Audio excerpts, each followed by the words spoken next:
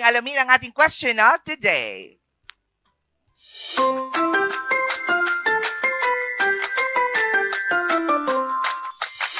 The views and opinions expressed by the host do not state or reflect those of the company and its management.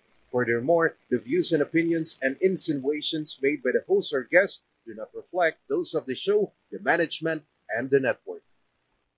Ang ating question of the day ay, let's see, dapat din bang bigyan ng wellness break ang mga empleyado sa iba pang mga sektor, pribado man o publiko? Ulit, dapat din bang bigyan ng wellness break ang mga empleyado sa iba pang mga sektor, pribado man yan o publiko? Wellness break. I think, ako personally, dapat lang. Yeah. Hindi lang dapat isang araw, 2 araw, dapat isang buong linggo. Ba? Yes, tapos may bayad.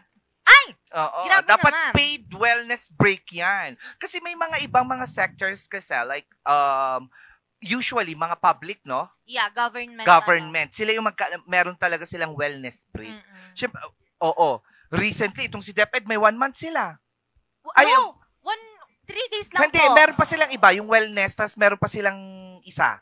Yung 1 month nila. Yes, oo. O, tapos may wellness break pa silang 3 na araw ulit. Paano tayo sa pribadong sektor? Kailangan din ba natin yan? Because of course, we are advocating for mental health. Yeah. At kapag mas maayos ang mental health ng isang empleyado, mas maayos din siyang magtrabaho. Yeah, diba? Totoo yan. Pero sa akin, yung 1 week, for me lang parang as baguhan pa lang naman, hindi ko pa alam yung experience, pero okay na sa akin siguro yung hindi naman aabot ng 1 week kasi parang napaka-imposible yan sa pribadong sektor. So, ilang araw? Kaya na siguro ang 2 to 3 days. That's fine for me. For me lang po, and that's my opinion. However, 2 to 3 days. Pero sana pa rin naman, meron pa rin wellness break sa lahat po ng empleyado, mapapribado man yan or government. Kasi lahat naman po yan, naghahanap buhay, lahat po yan pagod. Yes, at lahat naman kailangan ng wellness break. Exactly. Oh my goodness. Anong gagawin mo pag nagkaroon ng wellness break? Matutulog. Yeah, diba? Yun talaga ang pangarap ko. Hihiga ka, hindi mo iisipin yung oras ng pagbangon mo. Exactly. Pag gusto mong bumangon ng 11:00 para mag-breakfast, bakit ba? Totoo. Babalik ka na namang matutulog ng 11:30, babangon ka ng 12:00 para sa lunch, bakit ba? Totoo. Matutulog ka ulit ng 12:15, babangon ka ulit 5:00 para sa merienda break mo. Bakit ba? Totoo yan. Diba? Tapos 3 araw mong gagawin yun? Oh my goodness. Okay na ako doon. Feeling ko mafu-full na ako doon. Pero gusto ko sana kung mag-wellness break ako sa probinsya, sa Pangasinan. You have to go to a province, tapos, feel the breeze of the province. Exactly. Pero masaya po kasi talaga pag magkaroon naman sana naman meron din kahit bigyan nyo, kung imposible man po yung 1 week, bigyan nyo lang po kami ng 2 araw. Yeah. That's fine. Araw. 2 araw. Pero, it's hard, parang mahirap. Pero sana, one day, hindi man namin maabutan. Oo, may kanta si Ninya dyan, diba? Si Ninya, one day, we're gonna realize Tuesday. Sorry. To the eyes and on Wednesday. Charot lang, diba? pero masaya yun. May VL kasi tayo, vacation leave.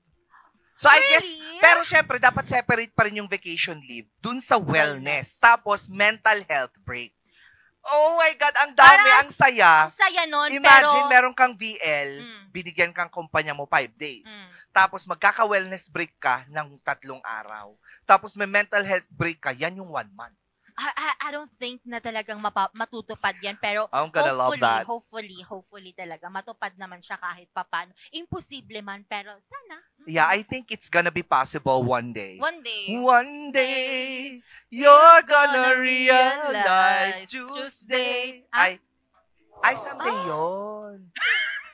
Iba yung someday.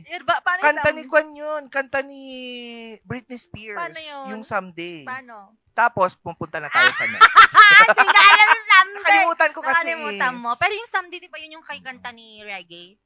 Someday. Siya, sige. Naku, kayo ba, anong opinion niyo patungkol dito sa katanungang ito na meron dapat wellness break sa kahit na anong pribado or sektor ng mga manggagawa? Naku, i-comment nyo lang yan sa ating official Facebook page. Live tayo ngayon dyan sa Regional News Group RNG Luzon. Hindi naman kaya maya-maya kapag pinost naman natin itong ating katanungan sa Morning Balitaktakan Facebook page. And while you're at it, naku, don't forget to like and follow na rin sa iba pa nating mga social media accounts.